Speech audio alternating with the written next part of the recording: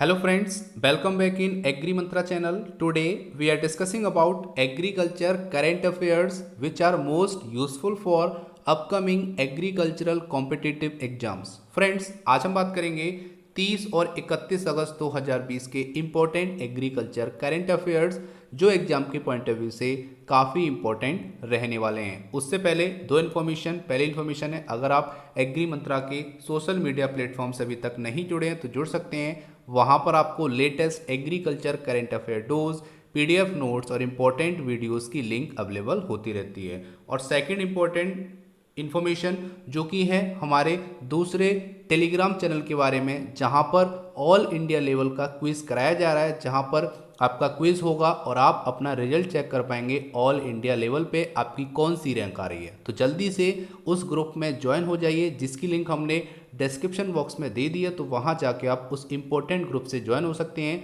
जहां पर all India student के साथ आप क्विज देके अपनी रैंक को देख सकते हैं। स्टार्ट करते हैं आज का वीडियो, जिसमें बात करेंगे 3 most important agriculture current affair, जिसमें पहली हेडलाइन है government to fast track integration of e NAM farmers bodies. तो यहाँ पे बात हो रही है कि जो ई नाम है, ई नेशनल एग्रीकल्चर मार्केट है और फार्मर बॉडी को इंटीग्रेट करने वाली है, जिसके लिए वो फास्ट ट्रैक कर रही है। ठीक है, तो देखेंगे कि यहाँ पर ये क्यों किया जा रहा है, इंटीग्रेशन ऑफ ई नाम और फार्मर बॉडीज को, जिसके लिए आगे गवर्नमेंट ऑफ इंडिया ने कुछ प्लान तैयार किए हैं। तो जानेंगे वो कौन कौन से प्लान हैं जिससे फार्मर के लिए क्या क्या बेनिफिट हो सकते हैं। Second important current affair, fisheries scientist call for antibiotic test on fish and its product. तो यहाँ पे बात हो रही है कि फिशरी साइंटिस्ट ने आह्वान किया है कि वो स्टेट गवर्नमेंट से, जितनी भी स्टेट गवर्नमेंट हैं उनसे वो आह्वान कर रही है कि यहाँ पे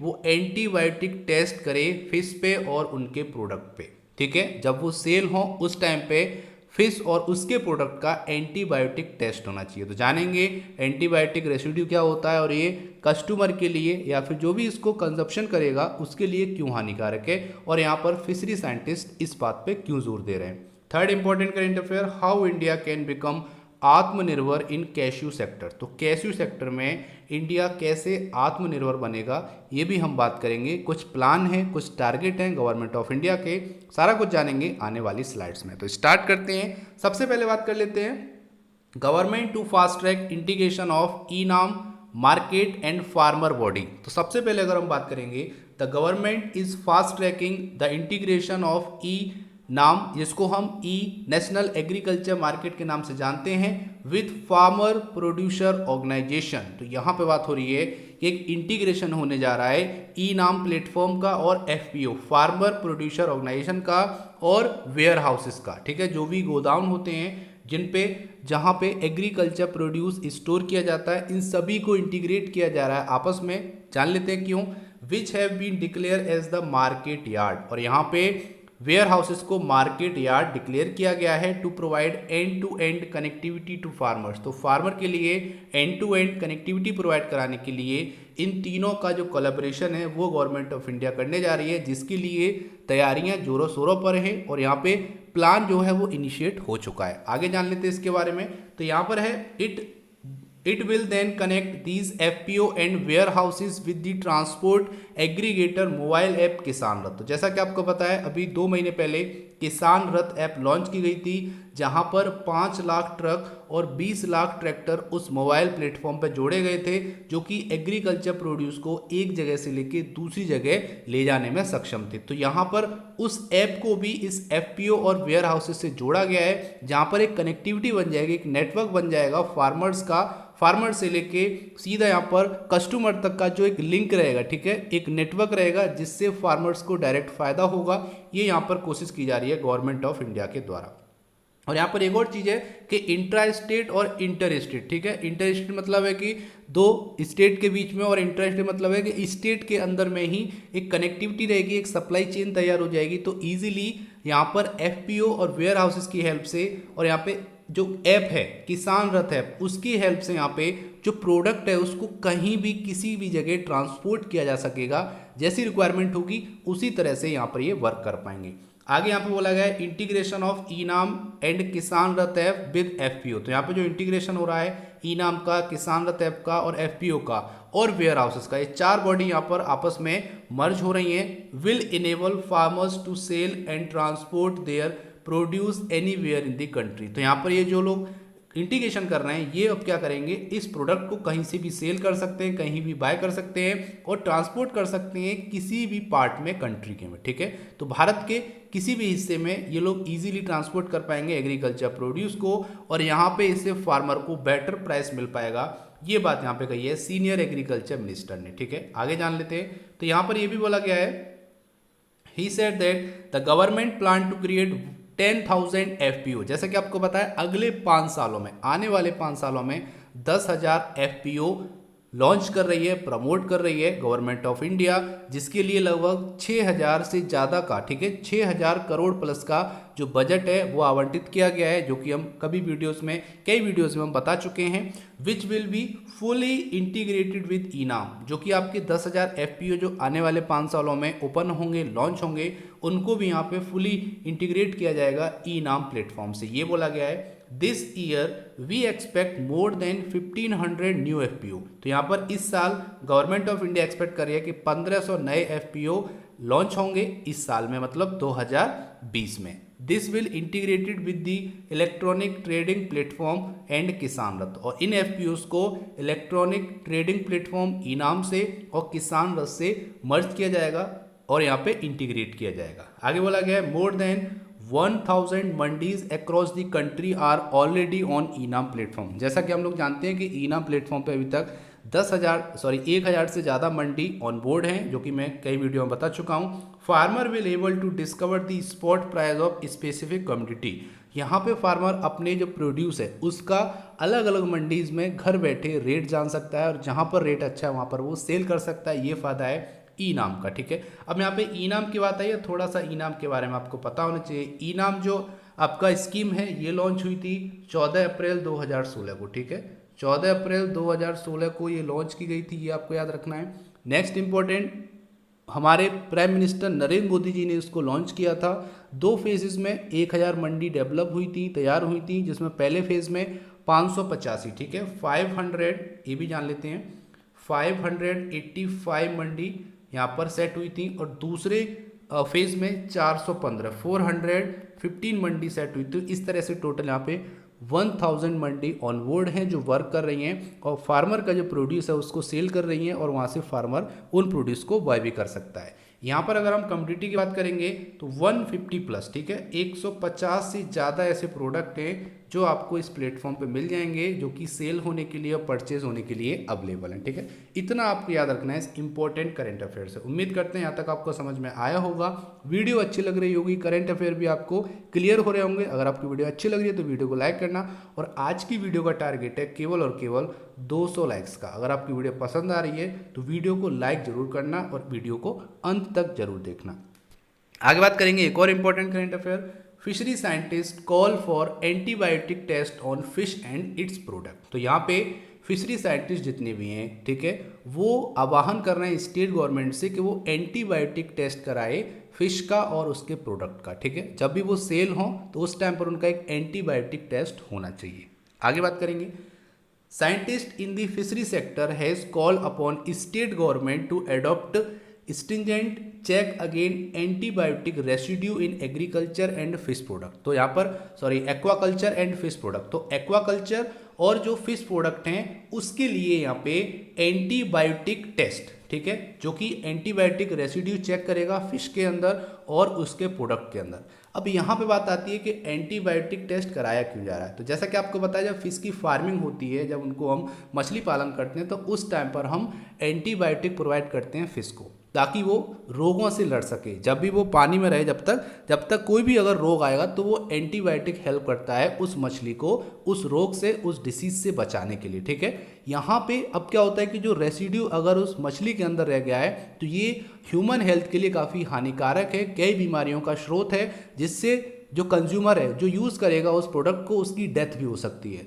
तो यहाँ पे इसी डर को देखते हुए जो भी साइंटिस्ट हैं, ठीक है, फिशरी सेक्टर के जो साइंटिस्ट हैं वो स्टेट गवर्नमेंट से आह्वान कर रहे हैं कि फिश का और फिश के प्रोडक्ट का एंटीबायोटिक टेस्ट होना चाहिए, तभी वो कस्टमर के पास जाना चाहिए, जिससे ये कंफर्म हो जाएगा कि एंटीबायोटिक रेसिड्यू कितना है, कितने अवशेष बचे हैं जो कि मछली के अंदर मौजूद हैं, जिसको अगर हैं तो वहाँ पर वो आपका परचेजिंग के लिए या फिर बोल सकते हो उसको सेलिंग के लिए ओपन ना किया जाए। ये यहाँ पर फिशरी सेक्टर के साइंटिस्ट की कोशिश है। आगे यहाँ पे बोला गया है एम प्रसाद जो कि प्रिंसिपल साइंटिस्ट हैं central institute of fishery technology के, और देविका पिल्लई जो कि डायरेक्टर हैं research of Kerala university of fishery and ocean study के, ठीक है। उन्होंने बोला है कि the presence of antibiotic resistance bacteria in fisheries shellfish including shrimp and fish product are increasing in unhealthy manner. तो यहाँ पे एक अनहेल्दी मैनर में इंक्रीज हो रहे हैं जो कि आपके एंटीबायोटिक रेजिस्टेंट बैक्टीरिया हैं, फिशेस में भी हैं, श्रिम्प में भी हैं, जो कि ह्यूमन हेल्थ के लिए काफ़ी बोल सकते हो नुकसानदायक है। उसी को रोकने के लिए यहाँ पे बोला गया है कि एंटीबायोटिक टेस्ट कराया जाए फिश के और उसके प्रोडक्ट के। आगे बोला गया है they are speaking at the webinar on aquatic animal health management for sustainable aquaculture. तो यहाँ पर एक वेबिनार हुआ था, उसमें ये सारी बातें बोली गई थी, जिसका टॉपिक था aquatic animal health management for sustainable aquaculture, ठीक है। इतना आपको याद रखना है, ये जॉइंटली ऑर्गेनाइज कराया गया था कुफोस और स्टेट फिशरी डिपार्टमेंट के द्वारा। नेक्स्ट यहाँ पे बात कर लेते हैं, तो यहाँ पर ये भी बोला गया कि the webinar suggested adopting quality testing practices. तो यहाँ पे वो चाहते हैं कि हमको ऐसी क्वालिटी टेस्टिंग एडॉप्ट करनी चाहिए जो कि डोमेस्टिक फिश और फिश प्रोडक्ट के लिए होनी चाहिए। और यहाँ पर ये भी बोला गया है before distribution against antibiotic residue and other contaminant as implemented in the shrimp export segment. तो यहाँ पे एक्सपोर्ट होने से पहले, ठीक है, डिस्ट्रीब्यूट होने से पहले ऐसे टेस्ट हमको करा लेने हैं ताकि हम कंफर्म हो जाएं कि एंटीबायोटिक रेसिड्यू कितना मौजूद है। ये यहाँ पे बात बोली गई है।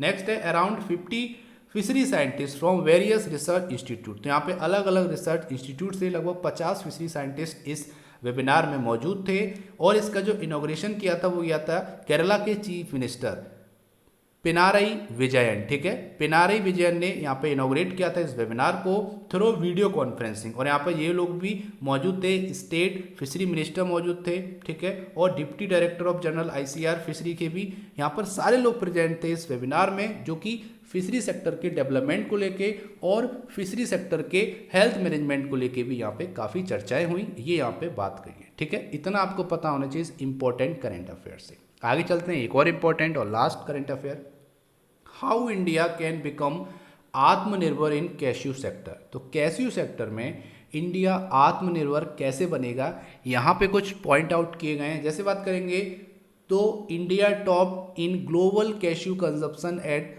32% इन 2019। 2019 में ग्लोबल कैश्यू कंजप्शन के मामले में इंडिया ने टॉप किया था, जो कि ओवरऑल जो ग्लोबल कैश्यू कंजप्शन था उसका 32% केवल और केवल इंडिया का था। और अगर बात करेंगे रॉ कैश्यू नट प्रोडक्शन की, तो ओवरऑल पूरे इंडिया में, ठीक है, पूरे ग्लोबल प्रोडक्शन का जो कैश्यू नट प्रोडक्शन था वो 20% इंडिया का था, ठीक है। और इंडिया का जो शेयर है कैश्यू प्रोसेसिंग में, ठीक है, यहाँ पर बात हो रही है कैश्यू प्रोसेसिंग की, तो ग्लोबल कैश्यू प्रोसेसिंग में इंडिया का जो शेयर है वो 39% है, जो कि बहुत ज़्यादा है। और अगर हम बोले तो ये दूसरे नंबर पे आता है वियतनाम के बाद, क्योंकि यहाँ पे अगर हम देखेंगे तो वियतनाम का जो कैश्यू प्रोसेसिंग बोल सकते हो जो आपकी प्रोसेसिंग है वो 52% है, ठीक है। 2019 के डेटा की बात कर रहे हैं, मैं एक बार और रिपीट कर देता हूँ।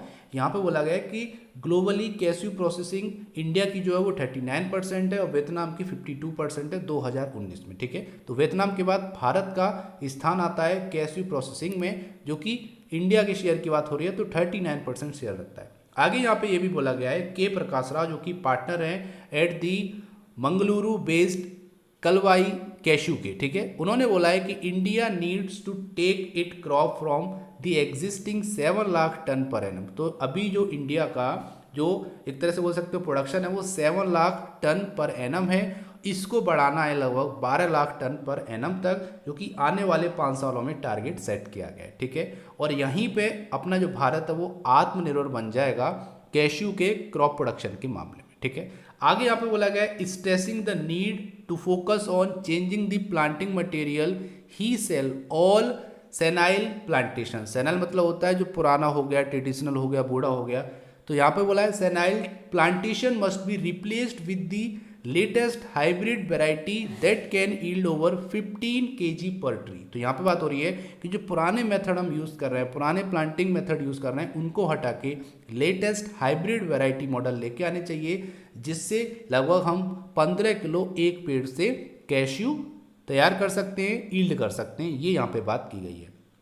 आगे बोला गया है India has a great potential in cashew cultivation as it has a huge cultivable area. India के पास ह्यूज कल्टीवेबल एरिया है, इसीलिए इंडिया के पास पोटेंशियल है कि वो बहुत अच्छा कर सकता है कैश्यू कल्टीवेशन के मामले में। There is a need to take the crop to the hinterland of this purpose. तो यहाँ पे बस ज़रूरत है थोड़ा सा उसको मेंटेन करने की, और यहाँ पे थोड़ा सा ध्यान देने की ज़रूरत है, अच्छी वैरायटी के सीड यूज़ करने की ज़रूरत है, जिसकी हेल्प से इंडिया आत्मनिर्भर बन सकता है कैश्यू प्रोडक्शन के मामले में। आगे बात करेंगे तो यहाँ पर ये भी बोला गया है, Prakash Rao who is also chairman of Mangaluru chapter of CII said that India need to process at least 2 million ton of cashew a year। तो इंडिया की जरूरत है कम से कम 2 मिलियन टन कैश्यू प्रोसेस करे एक साल में, ठीक है।